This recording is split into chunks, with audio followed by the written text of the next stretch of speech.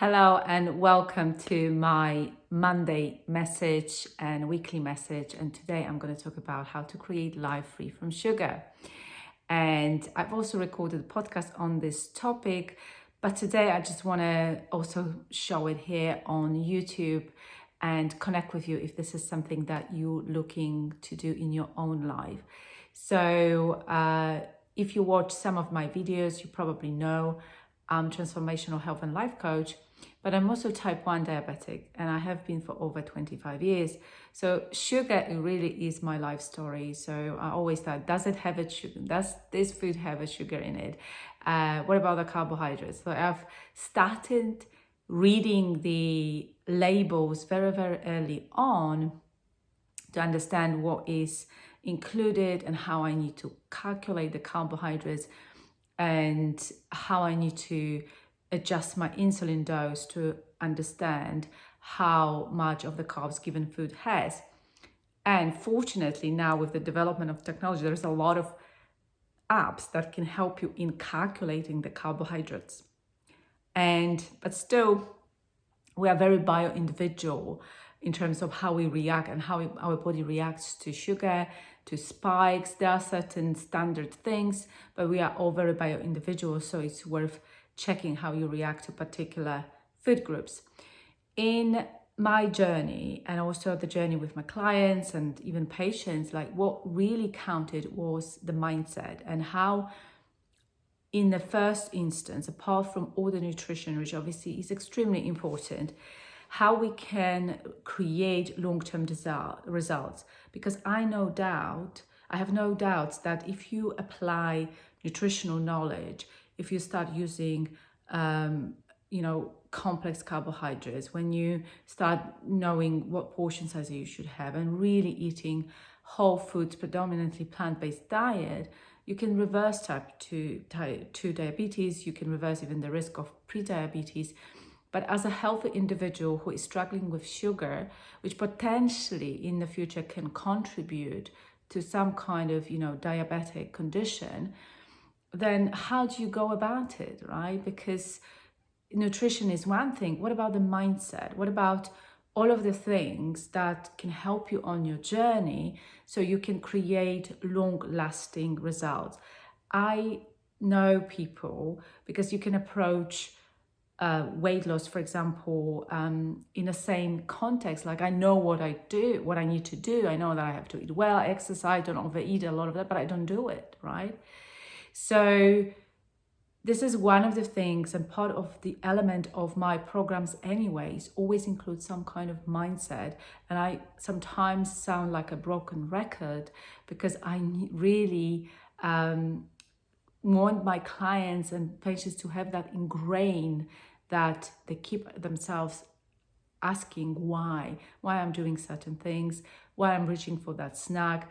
And it can be exhausting and difficult at the very beginning, but nothing is easy at the beginning, right? So we learn and do those things. So I want to share three things that helped me on my journey, because although I understand that I'm type 1 diabetic, it's not that life is perfect, right? The life can be quite complex and we are in a different situation. So first of all is my body is not a trash can. And one of the things I repeat to myself, so it not only relates to sugar, but it relates to all other food, the snacking, the processed food. And I basically started to treat my body as a temple, right? I want to be healthy. I want to avoid any problems, any health risk when I'm older. So I'm not treating my body as a trash can. Now, some of those habits we already have in place are quite automatic. We go and reach out for a snack, not necessarily knowing why. There may be some emotional void. There may be some other things in our life that food needs to fill that emotional void. So I'm bored, I'm procrastinating, I don't like my job, I feel lonely. All of that can potentially lead to some of those bad habits, and we may not be aware of them, right? But when I say about how I want to treat my body, that comes from the compassion and self-love only. That doesn't come from punishment. And it's an important change that helped me so much on my journey. The second thing is that what I do is the stress management, and not only stress management, but thought management. We can have hundreds and hundreds of thoughts, and some of them are more useful than others. And I use meditation, journaling, and mindfulness as well to help me, but there are so many other tools. Meditation for me, not only a breathing and focusing on the breathing is something that I introduce in my life because I want to manage my emotions better. So when you think about it, meditation, some part of it is basically when you have thoughts coming in, and they will come in because this automatic process, you want to let them go. So meditation, you're focusing on your breathing because you are here and now. But when the thought comes in, you can be in the future because, oh, I have to cook that dinner, or in the past, or I have not done the thing I should have done, right? But it's focusing on here and now.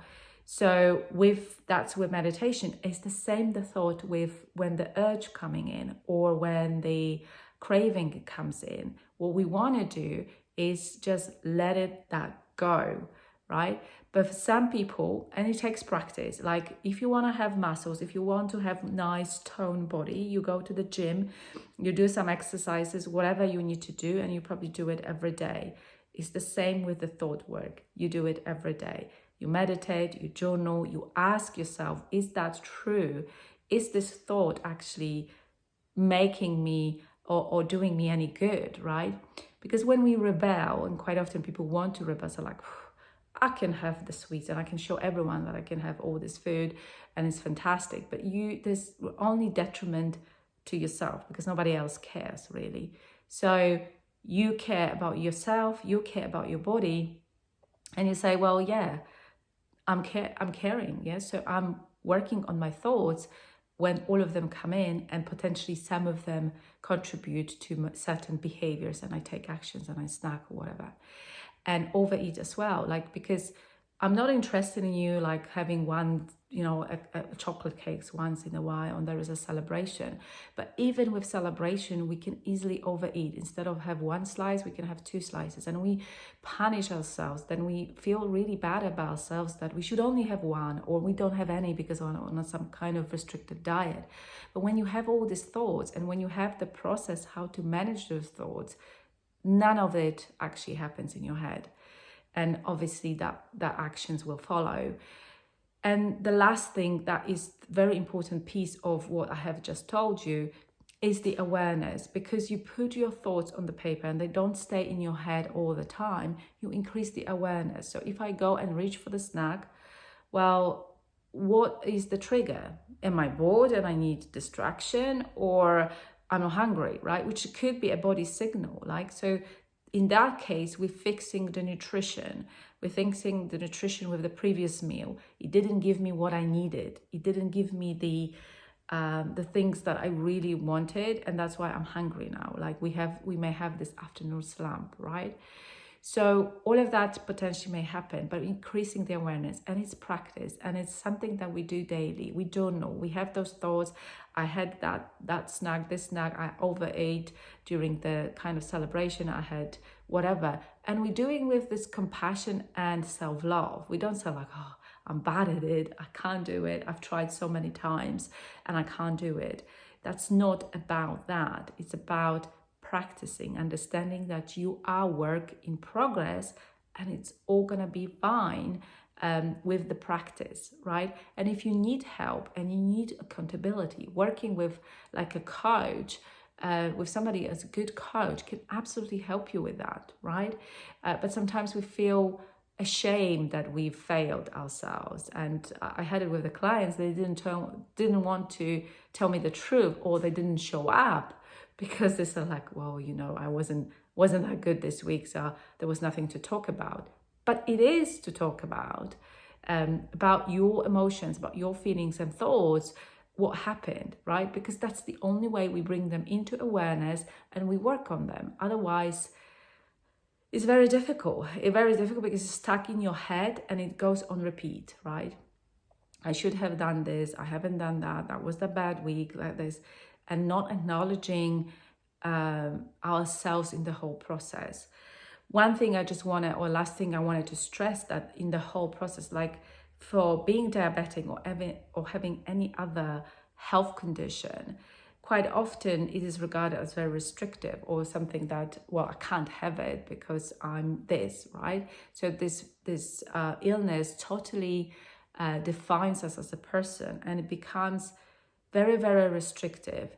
I've learned how to appreciate the freedom within the boundaries I set for myself. I don't want it to come from restriction, but of course there is a bit of that in diabetes, but in action form, we all should be eating that way. Not minimizing our refined and free sugars, going into whole food, plant food, drinking more water, herbal teas, something that we used to do thousands years ago. And now we've just come into a very commercialized environment where everything is ready and you can have food processed 24/7, not giving you enough nutritional value, therefore making you a little bit fatter, but with less energy and not that healthy. So I've learned how to exercise the food freedom within the boundaries of my illness. And yes, sometimes earlier, I guess, I was considering this as a very restrictive thing. I've learned to live with it, to turn it into some kind of the superpower and love it. Now, there are days I hate it and I don't think it is a superpower, and that's okay too. Like, life is 50-50. But overall, I feel like there is nothing I can do to change it. I can't reverse it, type 1, but type 2 can be reversed. And pre-diabetic conditions can be reversed. So many examples of that. And still feel that we are not restricted. We feel in the freedom. Freedom comes from your own choice, not from the restriction, not from somebody has told you to do, but from your own choice. Why, when you understand how good it is for your body, how good it is for your health, how good it is for longevity, right? So it's so important. So I guess the message for today is I'm wishing you the freedom of choice, feeling that you're doing something for yourself out of your own will.